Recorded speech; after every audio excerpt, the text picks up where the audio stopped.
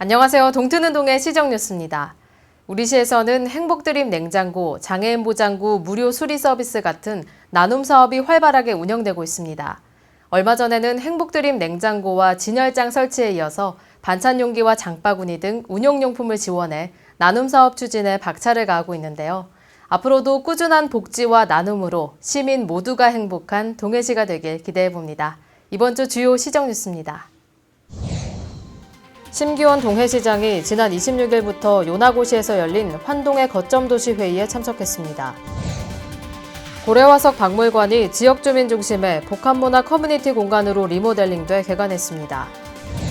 지난 2일 시청 잔디광장과 여성 친화거리 일원에서 여성 친화거리 축제가 열렸습니다. 동해시가 지난 26일부터 나흘간의 일정으로 일본 요나고시에서 열리고 있는 제25회 환동의 거점도시 회의에 참석해 환동해권의 공동발전을 위한 교류 협력 방안을 논의했습니다.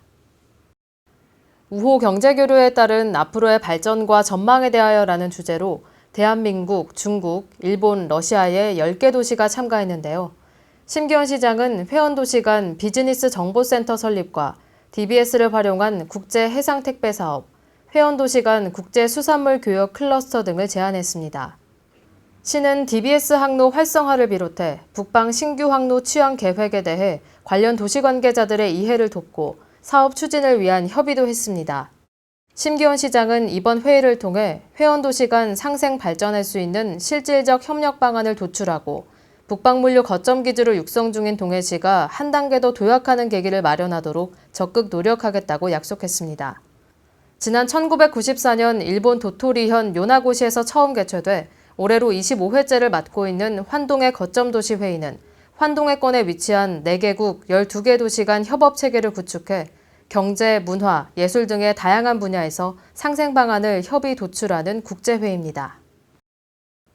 망상 고래화석 박물관이 2018년 행정안전부 공공유휴공간 민관활용 지원사업 공모에 선정돼 지역 주민 중심의 복합문화 커뮤니티 공간으로 리모델링돼 개관했습니다. 고래화석 박물관 이름은 망상 해뜰책들로 변경됐는데요.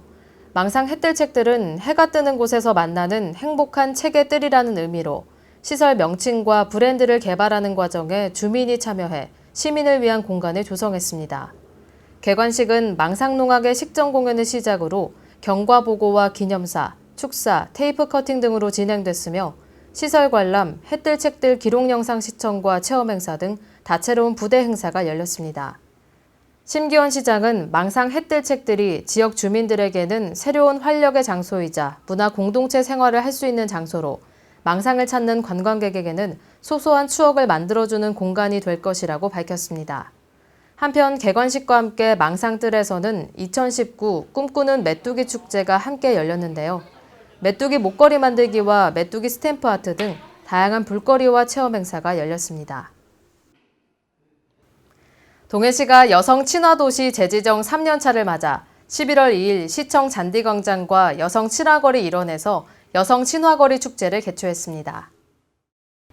전통과 다문화의 아름다운 동행이라는 주제로 열린 이번 축제는 다문화 가정 부부 두 쌍이 전통 혼례를 올리고 요리 경연대회도 진행됐습니다.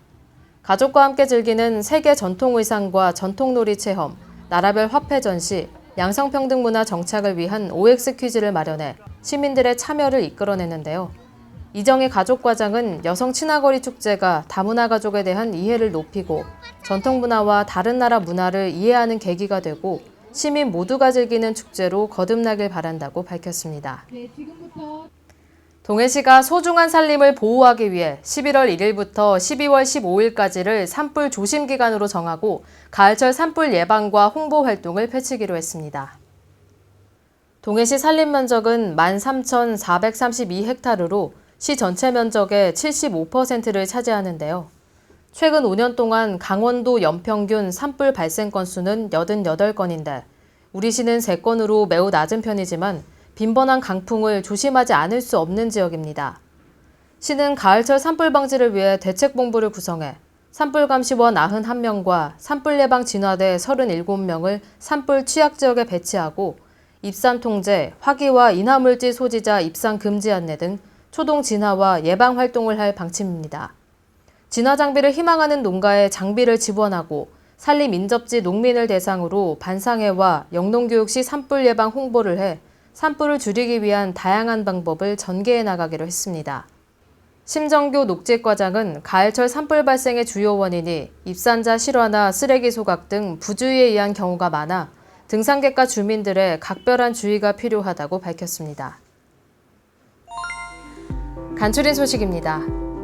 동해시가 배출가스 5등급 경유 차량과 2005년 이전 배출 허용 기준을 적용해 제작된 도로용 3종 건설 기계를 조기에 폐차하면 드리는 보조금 지원 사업을 합니다. 1년 이상 연속해 시에 등록돼 있고 최종 소유자의 차량 소유 기간이 보조금 신청일 전 6개월 이상으로 정상 운행이 가능한 차량이어야 하는데요. 자세한 사항은 환경과 대기보전팀으로 문의하면 안내받을 수 있습니다. 동해시 농업기술센터에서 11월 4일부터 12월 6일까지 유기질 비료 지원 사업 접수를 받습니다. 신청 자격은 농업경영체로 등록된 농가로 신청자의 농업경영체 등록 정보에 등록된 농지를 대상으로 하는데요. 자세한 사항은 농업기술센터 기술보급팀으로 문의하시면 안내받을 수 있습니다.